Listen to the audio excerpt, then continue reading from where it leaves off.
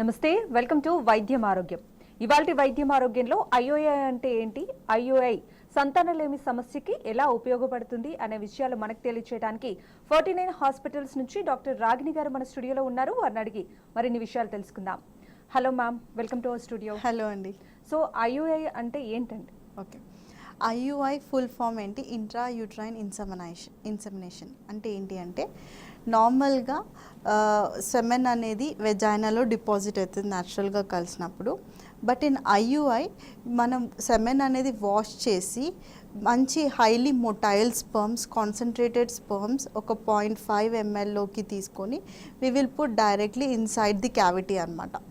So cavity అంటే ఏంటి? Almost half the way the sperm ఎలా దారి మనం ఆల్మోస్ట్ బైపాస్ చేసి లోపల పెడుతున్నాం. సో దాన్ని ఇంట్రా యూట్రైన్ ఇన్సెమినేషన్ అనమాట. సో దీని పూర్తి ప్రాసెస్ ఏంటి?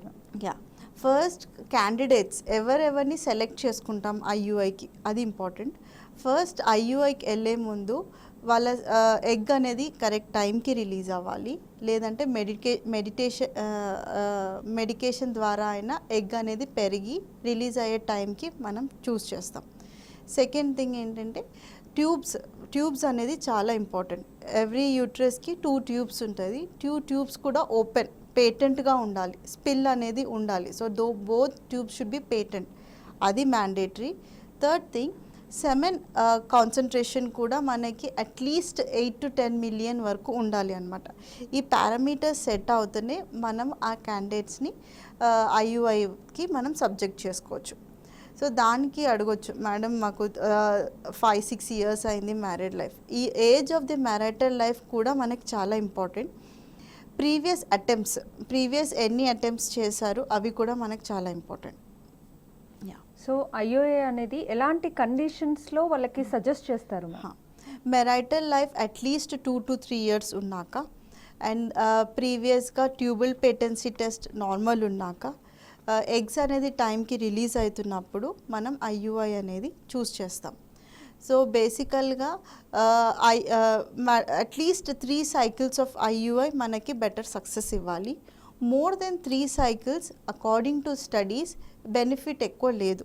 సో 6 cycles అంటారు, 7 cycles, keep on trying IUI cycles అంటారు. కానీ according to studies at least 3 cycles should give the maximum success rate. After 3 cycles తర్వాత the success is same third cycle నుంచి. So best 3 cyclesలో మనకి lining ఎక్సలెంట్గా వచ్చేసి excise ఎక్సలెంట్గా టైంకి ఉన్నప్పుడు సబ్జెక్ట్ చేసినప్పుడు డెఫినెట్గా the success will be at least 10 to 12% according to the latest guidelines. So ఈ ఐఓఐ అనేది ఏ ఏజ్ వరకు చేస్తారండి? ఏజ్ ఎందుకు limitation is more important. Young married ఏజా లేదంటే ఎల్డర్లీ 35-36 అది కూడా మనం చూసుకుంటాం. యంగ్ ఏజ్ వాళ్ళకి ఎగ్స్ అనేవి చాలా గుడ్ క్వాలిటీ ఉంటాయి. So the success is better for younger age group. Age అయిన కొద్దికి దో ఎగ్స్ ఉన్నా కూడా ఫస్ట్ థింగ్ ఏమో ఎగ్ నంబర్స్ తగ్గుతాయి, కానీ మ్యాండేటరీ థింగ్ ఐయుఐకి ఏమో ఎగ్స్ బాగుండాలి, కరెక్ట్ సైజ్కి ఉండాలి.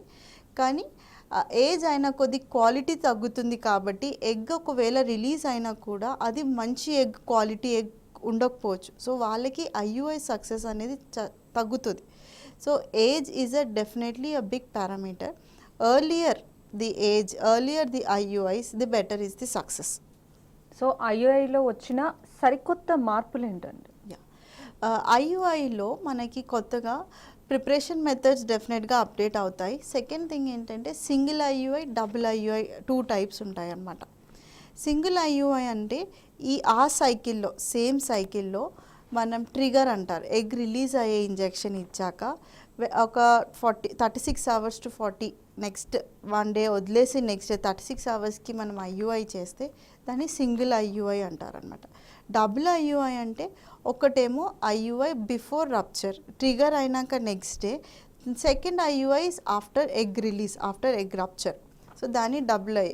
సింగిల్ సైకిల్లో 2 times ఐయుఐ చేస్తే దాన్ని డబుల్ ఐయుఐ అంటారు. Candidates for double IUI again will be male parameters. Male semen and parameters చాలా ఫ్లక్చుయేటింగ్గా ఉంటేనప్పుడు, మొటిలిటీ అనేది చాలా ఫ్లక్చుయేటింగ్ ఉన్నప్పుడు, then we will suggest for double IUI. So after IUI patient తీసుకోవాల్సిన జాగ్రత్తలు ఏంటి జాగ్రత్తలు మ్యామ్? సో బేసికల్గా ఐయుఐకి it's as simple as a natural pregnancy. మనం just sperms, good quality sperms అందిస్తున్నాం తప్పితే we are not doing extra anything. Just that we are taking out their own sperms, taking a good motile sperms, మంచి కదిలే sperms తీసుకొని లోపల పెడుతున్నాం. దాని తర్వాత ఆ స్పర్మ్ ఎగ్ని కలవాలి, ఎగ్తో ఎంబ్రియో ఫామ్ అవ్వాలి, ఎంబ్రియో ఫామ్ వచ్చి మళ్ళీ గర్భసంచిలో వచ్చి అతుక్కోవాలి. ఇదంతా యాక్చువల్లీ న్యాచురల్ ప్రాసెసే. So it is as similar to as natural pregnancy. దీనికి జాగ్రత్తలు అంటూ సపరేట్గా ఏమి ఉండొద్దు. It's similar. మీరు న్యాచురల్గా ఎట్లా కన్సీవ్ అయ్యే ఛాన్సెస్ ఎట్లా ఉంటాయి, ప్రికాషన్స్ ఎలా తీసుకుంటారో the same thing goes here.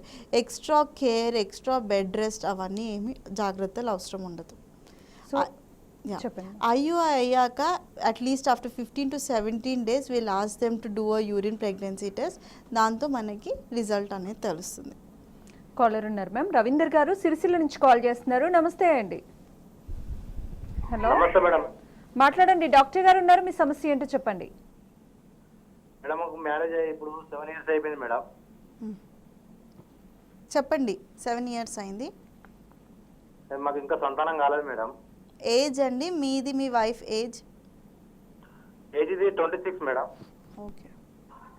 Tube test అవన్నీ అయ్యాయా? అన్నీ అయినాయి మేడం. ట్యూబ్స్ బాగున్నాయి. సో యంగ్ ఏజ్ కాబట్టి లెస్ దెన్ 30 years, 7 years అయినా కూడా ఒక్కసారి సెమెన్ అనాలిసిస్, మీ టెస్ట్ కణాల పరీక్షలు చేసుకొని ఎలా ఉన్నాయో చూసుకొని మనం ఐయుఐకి కూడా సబ్జెక్ట్ చేసుకోవచ్చు. Based on the tubal patency, tubes ఎట్లా ఉన్నాయో చెక్ చేసుకొని మనం వెళ్ళొచ్చు. సో ఐయుఐ అనేది ఒక పర్సన్ ఎన్ని సైకిల్స్ వరకు చేసుకోవచ్చు మ్యామ్? అలాగే ఒక్కొక్క సైకిల్కి సక్సెస్ రేట్ ఎంత ఉంటుంది? ఐయుఐ కాన్సిక్యూటివ్ 3 cycles చేస్తే సక్సెస్ విల్ బి బెటర్. అది ఫస్ట్ థింగ్. సెకండ్ థింగ్ ఏంటంటే ఫస్ట్ సైకిల్కి సక్సెస్ విల్ బి 10 to 12%. కొంచెం increases in the second consecutive cycles up to 15%, third cycle up till 18%. దాని తర్వాత the success will not keep on changing. After 3 cycles the success remains the same. కానీ కొంతమంది అడుగుతారు, madam మా tubes, ఒక tube block ఉంది, ఒక ట్యూబ్ ఓపెన్ ఉంది, then can we go for IUI? డెఫినెట్గా you can go for IUI. మిగతా 1 tube whatever is there, ఆ ట్యూబ్ బాగుందా, ఏమన్నా స్పిల్ బాగుందా, ఏమైనా వాస్ ఉందా, ఏమైనా హైడ్రోసల్పింగ్స్ అంటారు, అవన్నీ లేనప్పుడు ఆ సైడ్ ఎగ్ రిలీజ్ అయినప్పుడు you can go head and try IUI. We can get a very excellent result even with a single tube. So after marriage అసలు ఈ సంతానలేమి సమస్యగా ఎప్పుడు గుర్తించాలంటారు? అలాగే అసలు సంతానలేమి సమస్య కారణాలు ఏంటండి? సో బేసికల్గా ఇన్ఫర్టిలిటీ అంటే ఏంటి అంటే, మ్యారేజ్ అయినాక 1 year తర్వాత కూడా ప్రెగ్నెన్సీ అవ్వకపోయినప్పుడు మనం ఇన్ఫర్టిలిటీ అనేది ఇవాల్యుయేషన్ స్టార్ట్ చేస్తాం. Complete 1 year without any contraception, అది more important. And after that still pregnancy రావట్లేదు అన్నప్పుడు then plan for certain evaluations. అందరు 1 year వెయిట్ చేయాలా అన్నప్పుడు age parameters, elderly age more than 30 years, 32 years వాళ్ళకి అట్లీస్ట్ 6 to 8 months మ్యారేజ్ అయినాక కూడా ప్రెగ్నెన్సీ రాలేనప్పుడు దెన్ మీరు ఇవాల్యుయేషన్ చేసుకోవడం చాలా ఇంపార్టెంట్ అండి. కాలర్ ఉన్నారు మ్యామ్. హైదరాబాద్ నుంచి రాజేష్ గారు కాల్ చేస్తున్నారు. నమస్తే అండి. నమస్కారం మేడం. మాట్లాడండి. డాక్టర్ గారు ఉన్నారు, మీ సమస్య ఏంటో చెప్పండి. నమస్కారం డాక్టర్ గారు. నమస్తే, చెప్పండి. మేడం అది పీసీఓడి ప్రాబ్లం ఉంటే ఐయుఐ చేసుకోవచ్చా మేడం? కరెక్ట్. ఓకే. పీసీఓఎస్ అనేది ఏంటంటే టైంకి ఎగ్ రిలీజ్ అవ్వకపోవడం. యాక్చువల్గా పీరియడ్ అయిన డే 2 నుంచి డే 14, డే 15 కల్లా ఎగ్ సైజ్ అనేది పెరగాలి. కానీ పీసీఓఎస్ వాళ్ళకి ఎగ్ పర్సిస్టెంట్గా same size throughout next 1 month అయినా 2 months అయినా దిస్ ఎగ్ సైజ్ సేమ్ ఉంటుంది. సో దానివల్ల ప్రెగ్నెన్సీ అనేది రావట్లేదు. పీసీఓఎస్ వాళ్ళు డెఫినెట్గా ఐయుఐ సజెస్ట్ చేస్తాము. ఎందుకంటే ఎగ్ రిలీజ్ అయ్యేటప్పటికి ట్యూబ్స్ కరెక్ట్ చేసుకొని మనం బెస్ట్ స్పర్మ్స్ అందించినప్పుడు success for pregnancy is highest. So కొంచెం పారామీటర్స్ అంటే సర్వైకల్ ఫ్యాక్టర్స్ కూడా కొంచెం ఎఫెక్ట్ చేస్తుంది పీసీఓఎస్లో. సో దాన్ని బైపాస్ చేస్తే ఐయుఐ అంటారు. దాని సెమెన్ అనేది గర్భసంచి లోపలికి వెళ్తున్నాం కాబట్టి సర్టన్ ప్యాసేజ్ కొంచెం దారి అనేది బైపాస్ చేసి వెళ్తున్నాం కాబట్టి సక్సెస్ అనేది డెఫినెట్గా ఉంటుంది. పీసీఓఎస్ చాలా years of 2-3 years of marriage with PCOS కానీ ట్యూబ్స్ బాగున్నాయంటే next best treatment would be IUI. Caller ఉన్నారు మ్యామ్. సంపత్ గారు పెద్దపల్లి నుంచి కాల్ చేస్తున్నారు. నమస్తే అండి. నమస్తే మేడం. మాట్లాడండి, డాక్టర్ గారు ఉన్నారు, మీ సమస్య ఏంటో చెప్పండి. మేడం నమస్తే మేడం. నమస్తే అండి, చెప్పండి. మాకు 2012లో మ్యారేజ్ అయింది మేడం. మ్యారేజ్ అయిన తర్వాత మాకు తొందరగా ప్రెగ్నెన్సీ వచ్చింది మేడం. చెప్పండి, వినిపిస్తుంది. మ్యారేజ్ అయిన 1 monthకే ప్రెగ్నెన్సీ వచ్చింది. Okay. 7 months లో ఆమెకు అబార్షన్ అయింది మేడం. ఎన్ని మంత్స్కి తర్వాత- అబార్షన్ అయింది? తర్వాత అవ్వట్లేదు మేడం. ఎన్ని మంత్స్కి అబార్షన్ అయింది? 7 months లో అయింది మేడం, ఒక బాబు. 7 monthsలో. ఓకే. ఆ, ఆ. ఇప్పుడు మీ వయసు ఎంత? మీ వైఫ్ వయసు ఎంత? నాది 34 మేడం, మా భార్యది 28 మేడం. ఓకే. సో అప్పటి నుంచి ప్రెగ్నెన్సీస్ రాలేదు. ఓకే. ఆ, ఫస్ట్ థింగ్, ఆ ఫస్ట్ ప్రెగ్నెన్సీ మీ వయసు చిన్నది, దట్ ఈస్ వై ప్రెగ్నెన్సీ ఎర్లీగా వచ్చింది. కానీ యూట్రస్కి ఒకసారి ప్రెగ్నెన్సీ వచ్చింది కాబట్టి దానికి అతుకున్న శక్తి మాత్రం ఉంది అనేది మనం తెలుసుకుంటాం అన్నమాట. ఫస్ట్ థింగ్, అది మంచి సైన్. సెకండ్ థింగ్, ఎందుకు ఇంకా డిలే అవుతుంది అంటే ఫస్ట్ ఒకసారి మీ వైఫ్కి ఎన్ని ఎగ్స్ ఎట్లా ఉన్నాయి, ఎగ్ క్వాలిటీ ఎట్లా ఉంది అని కొన్ని టెస్ట్లు ఉంటాయి, హార్మోన్ టెస్ట్. దాన్ని ప్లస్ మీ కనాల్ టెస్ట్ ఒక్కసారి చేసుకుంటే డెఫినెట్గా సక్సెస్ అనేది బెటర్గా ఉంటుంది. Because first one natural pregnancy కాబట్టి. ఒకసారి పీరియడ్ అయిన సెకండ్ డే వచ్చినప్పుడు ఈ సర్టన్ ఇవాల్యుయేషన్, చిన్న బ్లడ్ టెస్ట్లు ప్లస్ స్కానింగ్లో మనకు తెలిసిపోద్ది ఎంతవరకు సక్సెస్ ఉంటుందని నెక్స్ట్ ప్రెగ్నెన్సీలో. సో ఈ ఏజ్ అనేది కూడా సంతానలేమి సమస్యకి ఒక కారణం అనుకోవచ్చు అండి. కరెక్ట్. సో డెఫినెట్గా age is a biggest parameter అండి. First we consider age as a big, ఎందుకంటే age is one thing that can not come back. అది ఫస్ట్ థింగ్.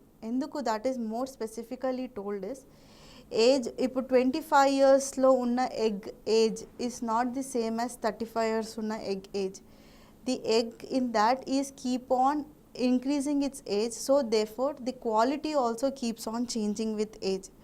డెఫినెట్గా మనకి ఎగ్జాంపుల్ అట్లీస్ట్ 10 eggs కావాలనుకోండి ప్రెగ్నెన్సీ రావడానికి 25 yearsలో, we need 20 to 30 eggs for 35 years to get pregnancy. So ఎందుకు అంటే మంచి క్వాలిటీ ఉన్న ఎగ్స్ అనేవి తగ్గిపోతుంటాయి. So for the number of eggs we need for pregnancy is high.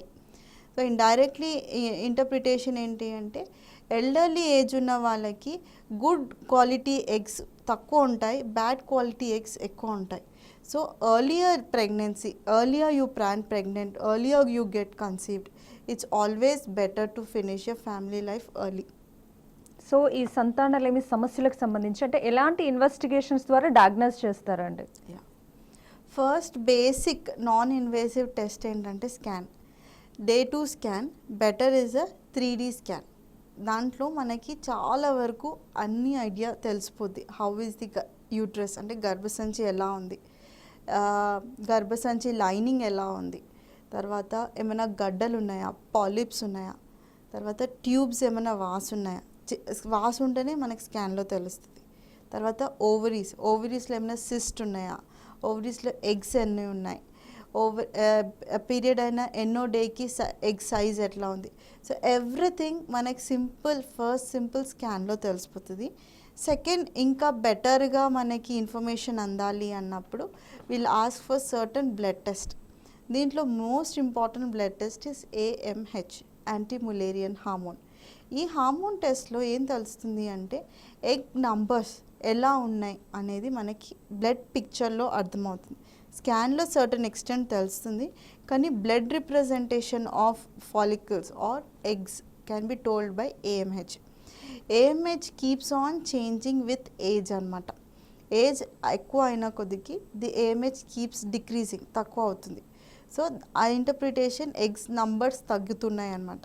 కానీ ఏ రకంగా మనకి క్వాలిటీ ఆఫ్ ది ఎగ్ అనేది చాలా ఏ టెస్ట్లో తెలీదు. Certain very little person FSH అనే హార్మోన్లో తెలుస్తుంది.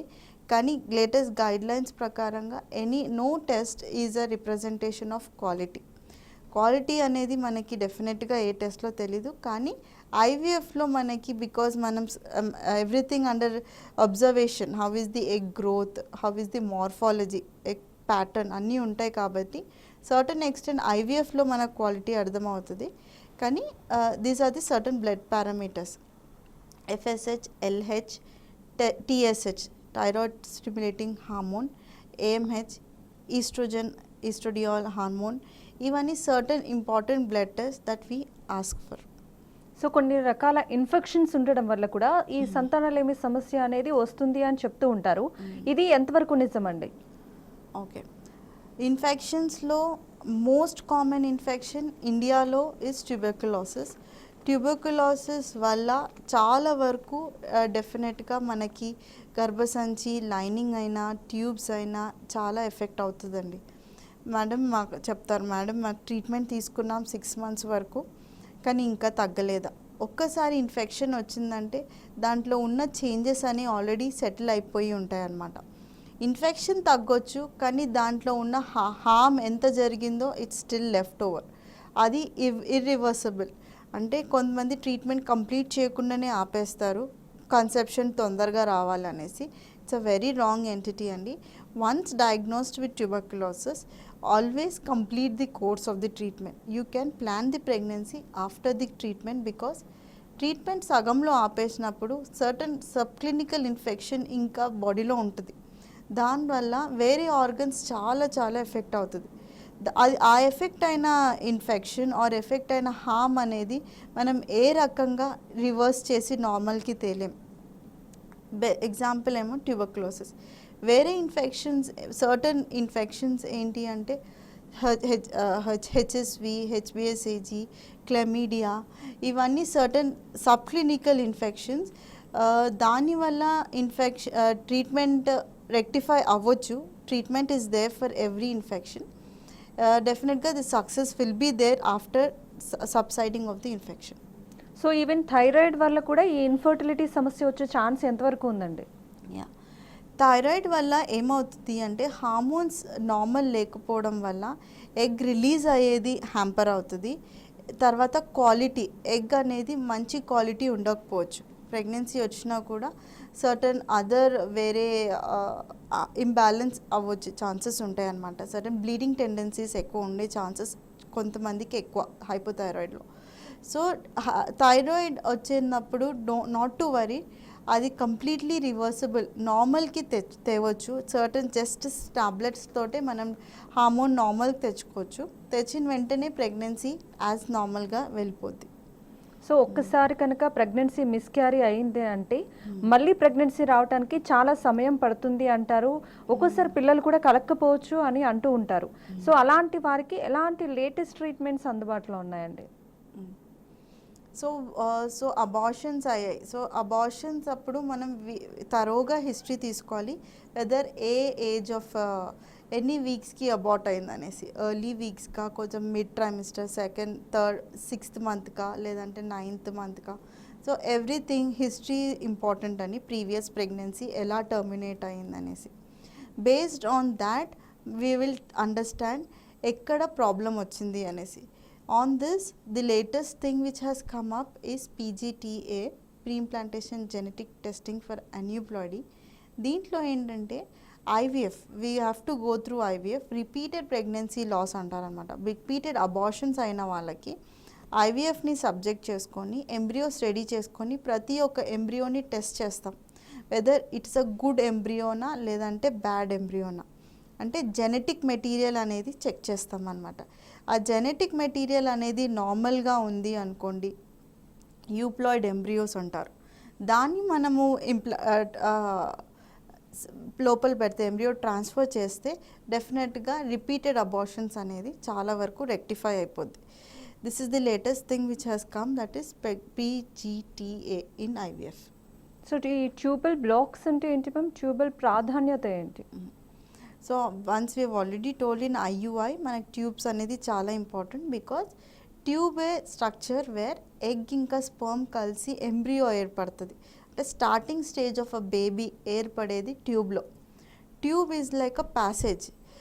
డెఫినెట్గా ఆ ప్యాసేజ్లో ఏదన్నా బ్లాక్ వచ్చిందంటే ఎగ్ ఇంకా స్పర్మ్ కలిసే అవకాశం ఉండదు, డెఫినెట్లీ ప్రెగ్నెన్సీ అనేది అవ్వదు. సో బ్లాక్స్ అనేది we have to know whether it's just a tubal block అంటే ఇట్స్ అ స్పాజమ్ అంటే just closing of the tube, లేదంటే రియల్గా అదేదన్నా మొత్తం మాస్ లాగా ఏర్పడిందా అనేసి, లేదంటే అతుకులు వచ్చాయా అనేసి. సో ఇవన్నీ different types of tubal blocks ఉంటాయి. ఆల్సో ట్యూబ్ దగ్గర యూట్రస్ గర్భసంచి దగ్గర బ్లాక్ అయిందా, లేదంటే దూరం లాస్ట్ వేరే ఎండ్ అనేది ఉంటుంది అక్కడ బ్లాక్ అయిందా. So site of the tubal block, cause of the tubal block, everything is important because tube is like a bypass for the egg and sperm to happen. Does all tubal block cannot conceive అంటే certain hysteroscopic guidance tube clearance చేయొచ్చు, కానీ only proximal blocks అనేది దగ్గరున్న బ్లాక్సే clear చేయొచ్చు. వేరే ఎక్కువ problematic tubes అంటే ఎడిమాటస్, చాలా వాసిన ట్యూబ్స్, చాలా అతుకులు ఉన్న ట్యూబ్స్, ట్యూబ్ పక్కన అన్ని అతుకులు ఉన్నప్పుడు లైక్ ఇన్ ఎండోమెట్రియాటిక్ సిస్లో, వాళ్ళలో ట్యూబుల్ బ్లాక్ కరెక్షన్ ఇస్ చాలా చాలా రిస్కీ అండి. దో మనం ట్యూబ్ క్లియర్ చేసినా కూడా ఆ ట్యూబ్ అనేది నార్మల్ ఫిజియోలాజికల్ కండిషన్స్ అనేది కోల్పోద్ది. సో ప్రెగ్నెన్సీ అనేది చాలా వరకు చాలా రిస్కీగా అనమాట. అంటే ఎంబ్రియో ఏర్పడినా కూడా, స్టార్టింగ్ స్టేజ్ ఆఫ్ బేబీ ఏర్పడినా కూడా అది వచ్చి గర్భసంచి రాకుండా ఆ ట్యూబ్లోనే పెరిగిపోయే అవకాశాలు ఉంటాయి. దాన్ని ఎక్టోపిక్ ప్రెగ్నెన్సీ అంటారు. సో ట్యూబుల్ కరెక్షన్ ఎక్కడెక్కడ నెససరీయో అక్కడే సజెస్ట్ చేస్తాము. అన్నెసెసరీ అన్ని ట్యూబ్ బ్లాక్స్ని కరెక్ట్ చేస్తే వాళ్ళకి ట్యూబల్ ఎక్టోపిక్ ఛాన్సెస్ ఎక్కువ అనేసి దాన్ని కౌన్సిల్ చేసి చెప్తామన్నమాట. సో ఈ ట్యూబల్ సమస్యల్ని ఎలా గుర్తించాలంటారు? సో బేసికల్గా they are certain small blood non అంటే వితౌట్ సెడేషన్ చేసే టెస్ట్ అంటే హెచ్ఎస్జి ఇంకా ఎస్ఐఎస్ సెలైన్ ఇన్ఫ్యూజన్ సోనోగ్రఫీ. దీంట్లో ఏంటి అంటే డై పుష్ చేస్తాం ఆర్ సెలైన్ పుష్ చేసి ఎక్స్రే తీస్తాం ఇన్ హెచ్ఎస్జి. దాంట్లో ట్యూబ్స్ ఓపెన్ ఉన్నాయా అనేది తెలిసిపోద్ది.